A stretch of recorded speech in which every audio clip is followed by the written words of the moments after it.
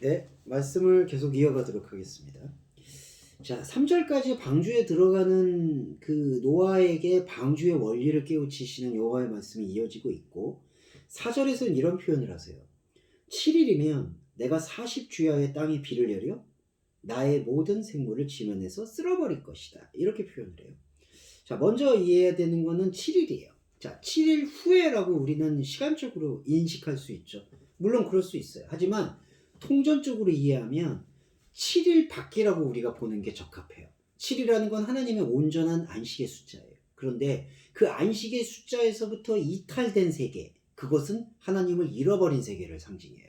그 잃어버린 상징 세계에서는 인생의 모든 숫자를 대표하는 40주야가 비로 덮여집니다. 이 비가 홍수예요. 이 홍수는 말씀의 과잉이에요. 말씀의 과잉에 대한 어떤 분들의 오해가 있는데, 이걸 바로잡자면 우리의 모든 혼적인 세계, 그러니까 베헤마로서 살아가는 짐승의 욕구와 짐승의 모든 감각에도 하나님의 파편이 담겨 있긴 해요. 그러니까 이게 그러니까 그게 하나님 파편이니까 우리가 구원입니까? 이렇게 얘기할 수 없어요. 철저히 단절된 파편이라고 보셔야 돼요. 그러니까 인간의 사랑, 부모 사랑, 인간이 어떤 세계를 느끼는 인식, 이런 모든 관계들이 파편이에요. 근데 파편인데 그것은 종합되고 생명으로 연결되지 못하는 죽은 것이에요. 그 죽은 인생의 40주야가, 그러니까 죽은 인생에서 살아가고 있는 그 파편들이 곧 홍수예요. 물의 넘침인데, 그 물의 넘침이 인간의 인생을 상징하는 40주야를 완전히 덮어버렸다. 그게 노아의 방주와 노아의 홍수의 사건을 이야기하는 핵심 메시지라는 거예요. 곧 하나님의 안식의 숫자인 7을 발견하지 못하게 되는 상황이라면, 말씀의 다림줄과 그 차디크를 통해서 7을 깨우치지 못하는 이 7의 외부 영역은 모두 40주야, 인생의 시간 동안 홍수를 벗어날 수 없다라는 거죠.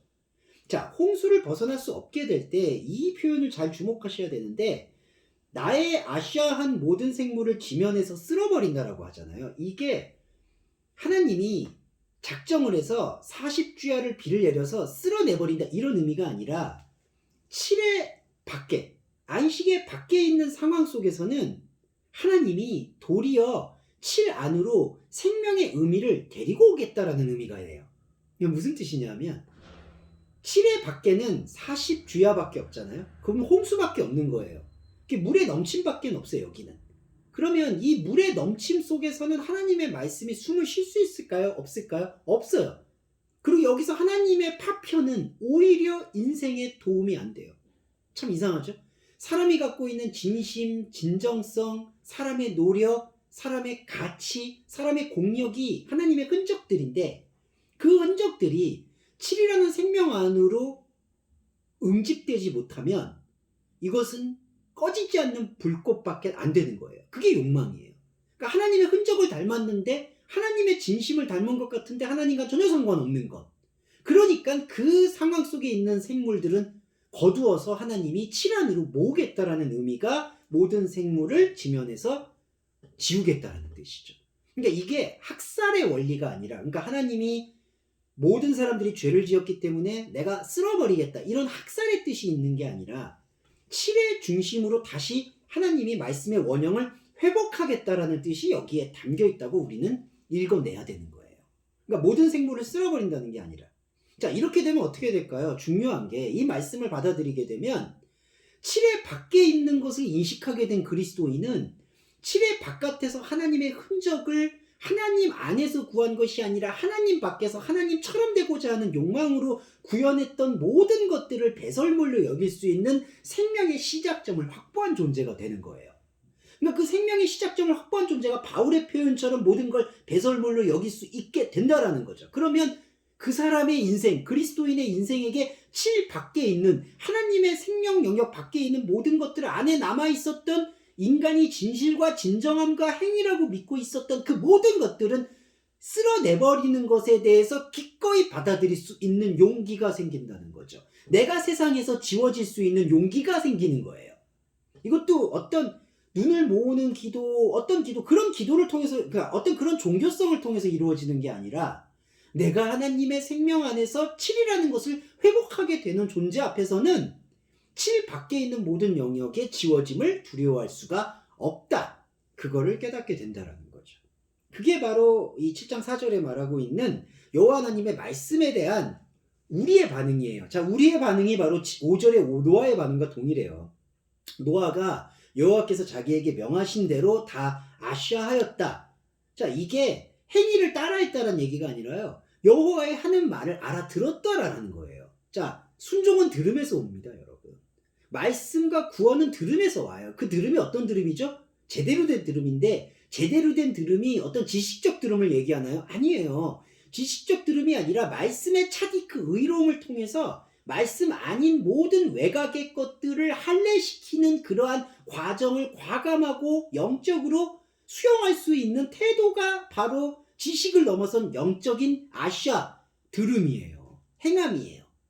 자, 그 행함과 들음의 연속성 속에서 6절에 홍수가 땅에 있을 때에 노아의 600세라는 게 등장을 했고, 이 600세가 그 하늘의 깊은 샘이 터지는 사건인데, 지난번에 한번 말씀드린 것처럼 그 셋의 후손에서부터 한 갈무리가 되는 무드셀라의 마지막까지, 그러니까 이거를 하나님께서 한 세대로 통전적으로 표현하신 거거든요.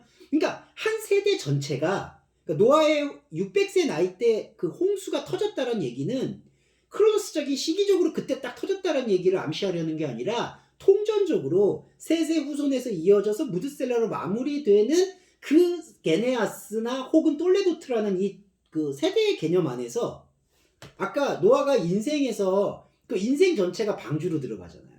그리고 그 인생에서 세대의 의로움을 하나님께서 보셨다라고 하잖아요. 자, 그와 마찬가지로 저와 여러분의 모든 시간성과 존재성 전체가 하나님의 말씀에 의해서 차디크, 그 의로움이 발견되어진 것이 바로 홍수의 발견과 동일한 맥락이라는 거죠. 이거예요, 정리해보면. 우리의 말씀의 열림은 홍수를 발견하는 거구나. 그러니까 7일은 하나님의 안식 외에 다른 모든 순간들 속에서 비록 그것이 진정성 있게 보이고, 저게 하나님의 뜻인 것처럼 보이고, 저게 하나님의 나라인 것처럼 보이고, 나의 감정이 들끓고 나의 종교성이 유혹받는다 하더라도 그 모든 것들이 7이라는 숫자 밖에서 일어나고 있는 꺼지지 않는 지옥이구나. 이거를 깨닫게 되는 게 바로 홍수 발견이라는 거죠. 저와 여러분이 노아의 영성을 따라간다면 그 홍수가 발견되어져야 되는 게 너무나 당연하다는 거예요. 자, 그게 11절에서 좀 건너뛰었지만 11절에서 그날에 큰 기쁨의 샘이 터지고 하늘의 창이 열린다. 자, 그런데 모든 존재는 노아의 존재성을 갖고 있지만 이건 중요한 건데, 노아처럼 그날에 열릴까요? 그날이라는 게 뭘까요? 이게 바로 예배자의 시간이라는 거예요. 그러니까 계속 거듭해서 반복해서 말씀드리는 저의 말씀 맥락을 이해해 주신다면 그날이라는 게 헬라어로 호라와 때를 같이 한다는 걸 이해하실 거예요. 그러니까 흘러 지나가는 인생 시간 속에서 하나님의 말씀 시간이 발견되어지고 들려지고 깨달아지는 그 접점, 그게 그날이라는 거죠. 그러니까 600세가 되던 날이 그냥 국방부 시계가 돌아가듯이 노아의 나이가 600세 딱 되니까 하나님께서 너 600세 되었네? 이 해에 해를 터뜨리겠어. 이러한 어떤 현상적 사건의 의미가 본질이 아니라 600세라는 그 의미가 아까 무드셀라가 죽는 날하고 똑같잖아요. 이게 통전적인 한 세대를 뜻하는 거고, 이 통전적이고 입체적인 세대의 인생의 전체 깊이 속에서 내가 가지고 있는 모든 욕망의 조건들을 하나님 앞에 고백하는 그 순간이 바로 예배의 때 그날이 된다는 거죠. 그러니까 그리스도인은 이 그날에 대한 사모함이 있어야 되고요. 더 확장해서 말씀드리면 그날을 발견해 나가는 것이 바로 천국을 침노해 나가는 그리스도인의 가장 본질적 태도다. 이렇게 정리를 해볼 수가 있을 것 같아요. 그래서 큰 기쁨의 샘이 열렸다라는 거는 하나님의 차원이 열림으로써, 이게 이거예요. 하나님의 차원이 열림으로써 비로소 하나님을 잃어버린 우리의 차원의 참상, 곧 실상이 보였다라는 것으로 해석이 돼야 돼요. 큰 기쁨의 샘이라는 게, 이 기쁨의 샘이라는 그 개념 자체가 그 차원에 대한 열고 닫음의 공간성을 상징하거든요. 그러니까 차원에 대한 공간의 다름을 상징한다는 건 우리의 차원에만 갇혀 있었던 우리 존재가 그날이라는 여호와 하나님의 말씀을 듣고 나서 하나님의 차원과 이렇게 동시에 볼 수 있게 되는 영적인 눈이 열렸다라는 거죠. 감히 말씀드리면 저와 여러분이 바로 그 영적인 눈, 그걸 이제 우리가 종교적이나 신학적 표현으로 영안이라고 하잖아요. 이게 다메섹 도상에서 바울이 보기 시작한 것이고 바울이 셋째 하늘에 들어가서 보기 시작하는 그 맥락인데 그게 어떤 거냐면 큰 기품의 샘이 열리는 거예요. 하나님의 차원으로의 영적인 영역에 대한 눈뜸과 실감이 우리 안에서 열리게 되면 동시에 땅의 차원에서 하나님을 잃어버린 채 살아가고 있었던 우리의 모든 모습이 참상이 통전적으로 보인다는 거죠. 그러니까 뭐 하나가 이렇게 시간의 흐름에 따라서 보여지는 게 아니라 통으로 보여진다는 거예요. 인간이 갖고 있는 40일 밤낮의 참상이, 여러분 이 40일 밤낮의 참상을 하나님께서는 예수 그리스도를 보내셔서 공생애를 통해서 어떻게 복귀하셨죠? 그러니까 복귀, 어떻게 리버스 하셨죠? 금식하셨잖아요. 예수 그리스도가 오셔서 40일 밤낮을 테스랑콘타 헤메라 테스랑콘타 니크토스 40일 밤낮 마태복음과 누가복음에서 그렇게 쓰입니다. 자, 그 얘기가 뭘까요? 예수 그리스도가 왜 금식을 하죠 그때? 바로 이 7일 밖에 있는 우리가 금식을 하지 않기 때문에 그래요. 다른 복음을 먹고 있으니까. 그러니까 하나님께서 말씀 육신을 보내셔서 우리가 다른 복음을 먹고 있었다라는 사실을 하나님 아들인 예수 그리스도는 금식을 통해서 리버스하는 거예요. 그러니까 다시 역순으로 보여주는 거예요. 이게 바로 사십주야의 비가 땅에 쏟아진 하나님의 진리체계의 드러남과 맥락을 같이 하고 있다. 자, 그렇게 정리를 해볼 수가 있을 것 같아요. 나머지 부분은 하나만 더 설명드리면 되는데 조금만 짧게 끊어서 설명드릴게요.